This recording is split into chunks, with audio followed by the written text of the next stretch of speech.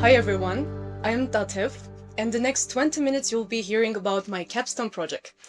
The title is FPGA-based audio processing system implementing convolution reverb.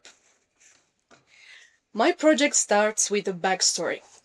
Last year, I, together with other AUA students, was a part of heritage acoustics research in Armenia, initiated by an acoustical engineer from New York, Ethan Bordeaux. And as a part of this research, we would go to different culturally significant Armenian sites, such as monasteries and churches, and there we would complete acoustical measurements. Here you can see which exact sites we visited, both last year and this year. What were we doing there? So, using a very straightforward setup consistent from a microphone and a speaker, we were doing acoustical measurements or impulse response measurements. So the speaker would generate a signal or the impulse, and the system, which is the, let's say, the monastery, would respond to the signal, and the microphone would capture both the direct sound and also the reverberation, the reverberant tail. On the right side picture, you can see the hedgehog plots that the software spits out. As you can see in the plot, the very center is the location where the microphone was placed, and all the other vectors show where the sound arrived from. So as the color goes more towards blue, it means that the color has arrived later. So you can understand how reverberant the spaces were. After we did these experiments, we would, of course, a paper was published, and also this analytical data was placed in a web page, Armenia Sounds, so it is available there, and everyone who wants can access it and use it later for different purposes. So that was the question that arose: how to actually use this data, how to integrate it in different applications, and then came this idea that this acoustical data can actually be used in musical settings. So I'm sure you're aware of things like effect pedals. So when musicians are connecting their instruments to these pedals, playing, and these pedals shape the sound, give a more character to sound in different ways. So the idea was to incorporate this data into a device, standalone device, that would give the perception of a space to the music. Then, to actually implement this device, I had to follow different, very crucial digital signal processing concepts. And the first one, arguably the most fundamental concept in DSP, the convolution. It is about taking those two signals and performing this operation, the sum on them, and as a result, getting the third signal that incorporates some information about those first two inputs. So in my instance of my system, these two signals inputs should have been the real-time audio or the music, and the second one should have been the impulse response of the space. This is very good, straightforward. However, it has a big issue. So to do this operation, it is very processing expensive. So in other words, it needs to compute a lot of things, and it is not very effective. It requires a lot of time. That's why I had to look for better alternatives. And I found this other flavor of convolution, which is called FFT convolution. The theorem goes that convolution in time domain is the same as multiplication in frequency domain. So in other words, if I took the impulse response and the audio signal, converted them to frequency domain using fast Fourier transform, got the real and imaginary components, then simply multiplied those together, got the result, and then converted the result back to time domain using inverse FFT, I would be left with the music that sounds very reverberant and encaptures the acoustical character of a space.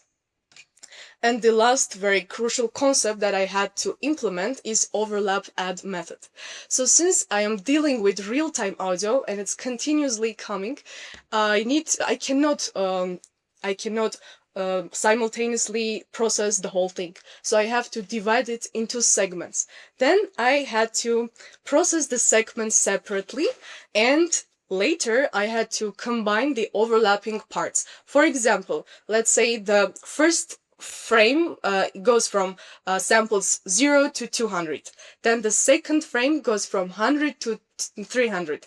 Then the overlapping part, the tail of the first frame and the head of the second frame had to be combined together. So this ensures that audio is continuous. It does not distort or it does not have cuts. So these were the theoretical background of my project, and here comes the hardware setup. I decided to use an FPGA-based platform, more specifically the PolarFire SoC Icicle kit from Microchip.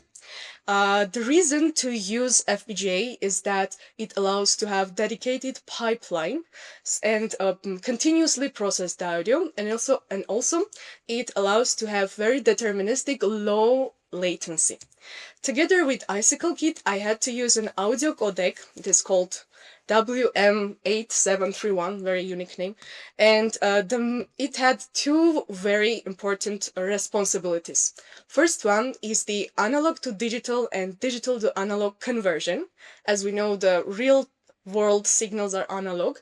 However, my FPGA is purely digital. It understands only digital. That's why we need this codec to take care of that conversion. And besides that conversion, this codec is also responsible for packaging the digitized data into interface acceptable for later processing, which is I2S, inter-IC sound. And one important point here is that this audio codec required to be configured using I2C commands that I sent from my FPGA board. Here comes the system architecture. You can see that line input is the input of my system. It passes through the audio codec, gets digitized, then enters the FPGA. Later, the I2S receiver side accepts it, and my DSP core starts. I will talk in more detail about all the blocks I have created inside the DSP. So this is the high-level overview. So later, as the signal gets processed, it goes out of the DSP core, enters the I2S transmitter side, and out of it goes to the audio codec once again, and later becomes analog signal. Before starting the FPGA design, I had to actually prove that these DSP concepts are operating correctly. So I did Simulink model simulation using DSP libraries provided in Simulink. I created this model that implements all the theory that I was describing just before. And the most important advantage that this model gave is to very easily understand how different impulse responses affect the result. So more about it here. So to start processing the impulse response, firstly we have to measure it. And here is how it happens. So this is going to be loud, so please don't be afraid.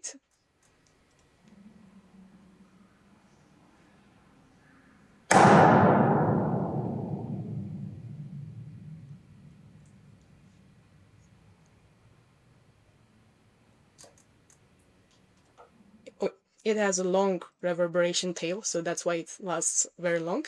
So inside this monastery, which is Gerard Monastery, I had to use transient-based impulse response approach, which means that I had to give the space very short wideband signal, which in this case was the balloon pop.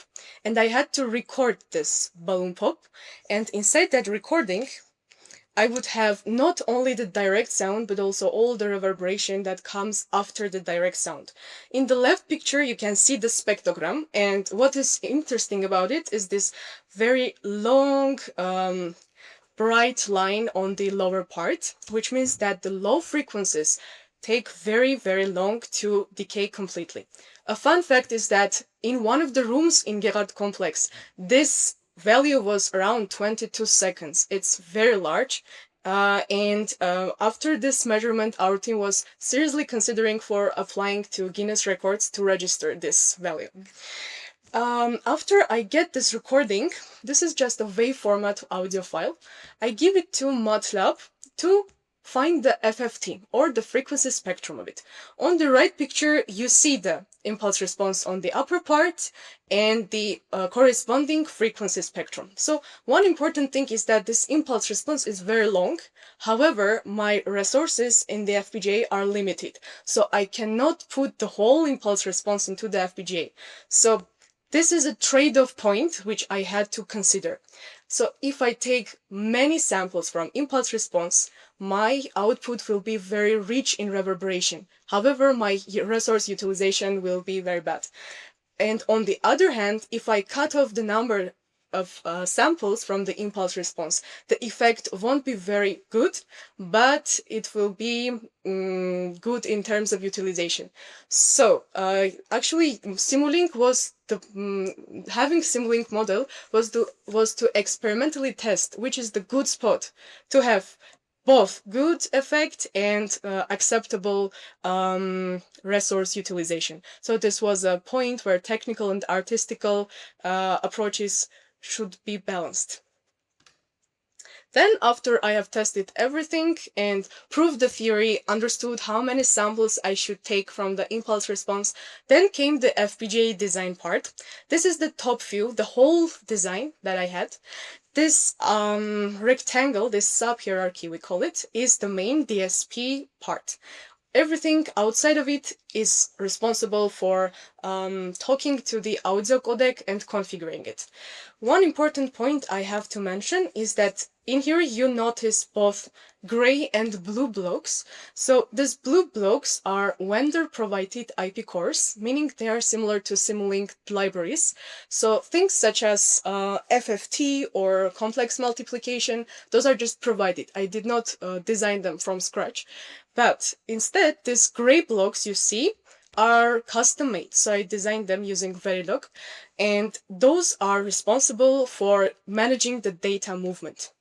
And in more detail, I will talk about them now. First, I have the check-in manager. With the highlighted nets, you can see what it is interfacing with. So the reason to have this check-in manager is the conflict we have in here. So the audio codec continuously delivers audio samples. It does not look for what else is happening later in the chain. However, my FFT block needs to have frames, not samples. So in other words, it has to have certain amount of samples before it can start processing. And whenever it starts processing, it stops accepting any new samples. Meaning that if I did not have this proper handling, I would lose samples and audio would be just simply distorted and I will lose data. That's why I use this thing called ping-pong buffering. So it is about having two placeholders. These ping-pong buffers are just RAM blocks. And whenever, let's say, the ping buffer is getting filled, it reaches the certain amount, the maximum amount, then this frame is transferred to the FFT. And while the FFT is starting processing the frame, the other block, the pong buffer, starts filling. So this ensures that no data is lost. Then comes the main manager of the system, the mult manager or multiplication manager. So it is responsible for taking the impulse response frequency bins from the RAMs that you can see on the upper part, the impulse response imaginary and real blocks, and also take the blocks, the samples from the FFT. And it has to make sure that correct samples are multiplied together. So the correct frequency bins are being multiplied. And after the multiplication, it transfers the samples, the result, to the inverse FFT block, which converts this result to time domain. And after that, I have the output reconstruction stage, which is managed by Overlap Add Manager, as I mentioned before. It is responsible for delaying the tail part of the arriving frames and adding them to the head part of the next frame. And the very last design point is the checkout manager. So after the whole processing happened, I need to send the samples out of the DSP core. So checkout manager is quite the opposite as the check-in manager. So it has the frame to stream conversion responsibility. So my whole DSP chain produces bursts of samples, but my later chain should accept continuously. So this checkout manager simply accepts the burst, puts it in a circular buffer, then continuously reads from this buffer. That's much about my FPGA design. And all of these things are inside this little chip, a piece of silicon, which is the FPGA chip. And in this picture, you can see the enclosure, which contains all of this, together, the Icicle kit together with the audio codec.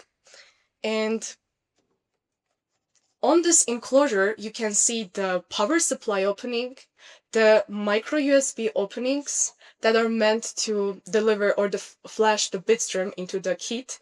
And of course, you can see the audio connectors that are meant to connect the line input and output.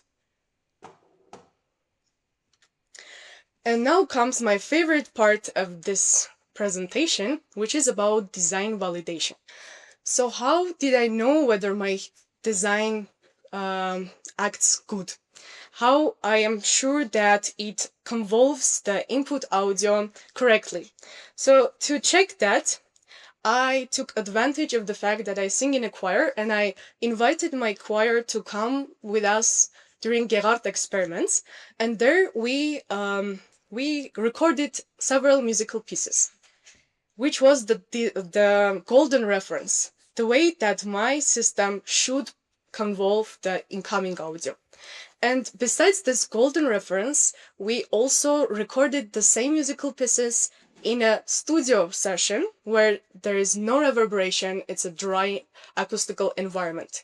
And later, I used this dry recording, applied my effect on top of it, and checked how similar it sounds to the actual recording. And now we finally can hear.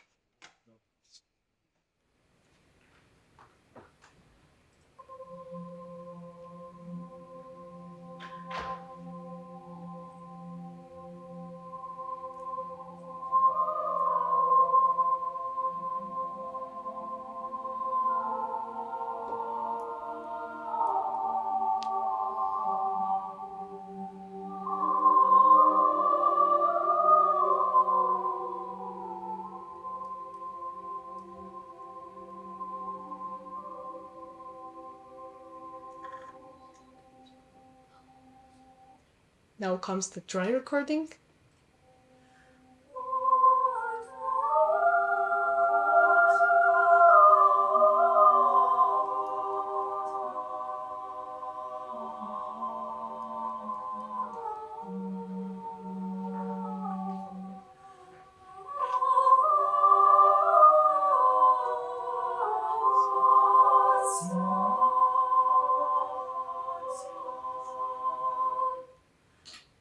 And now the convolved output.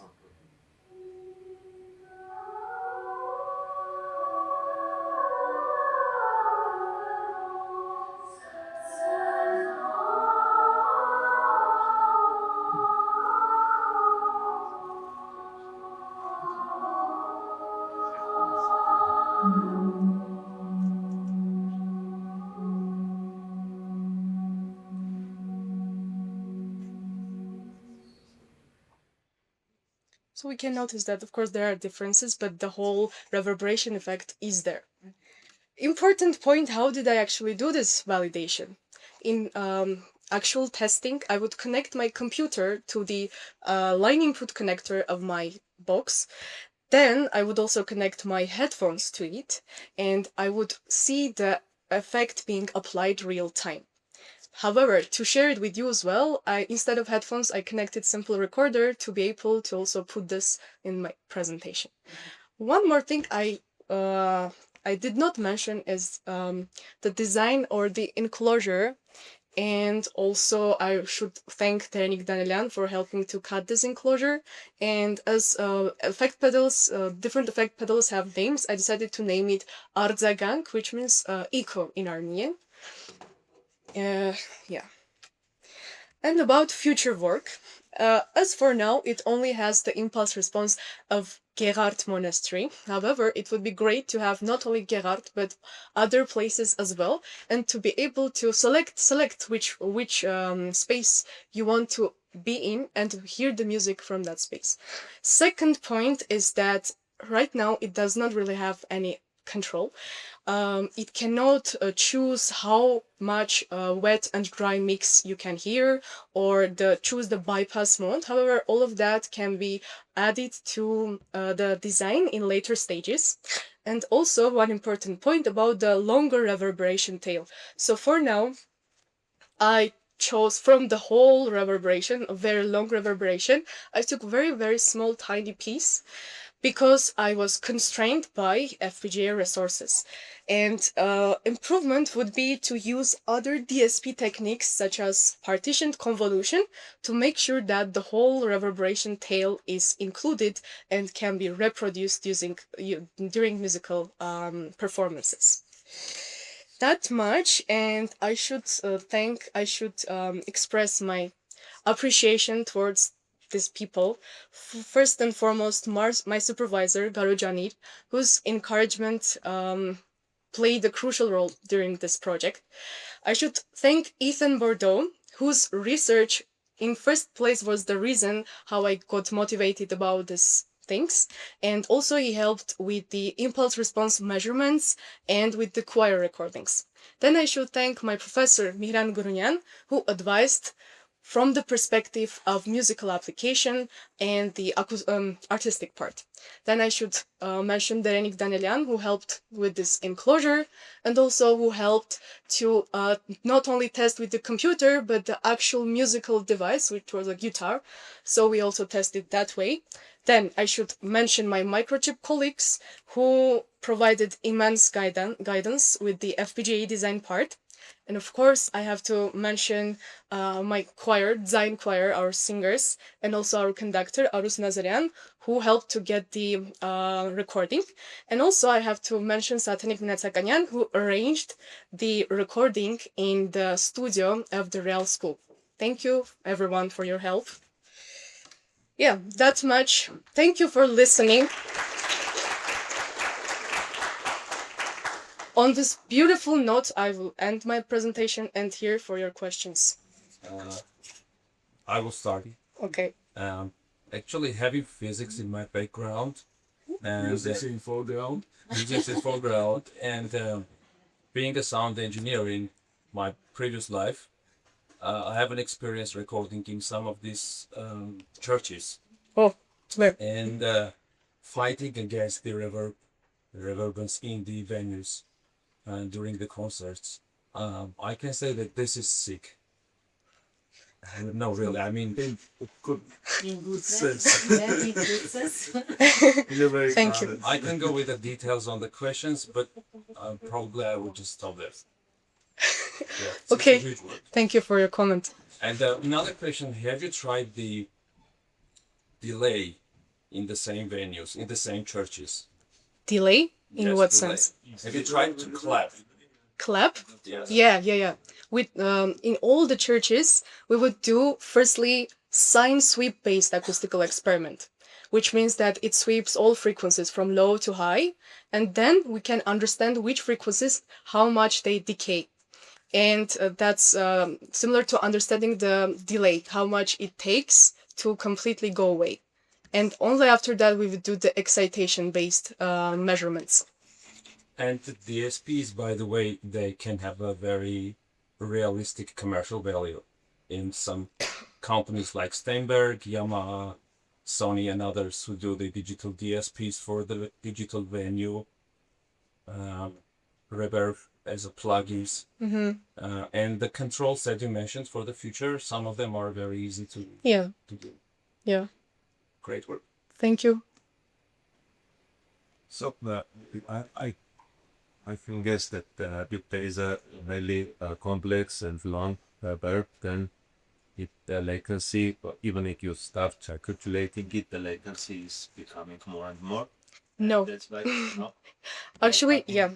Let me go there. it was a very important part because, yeah, let me go here.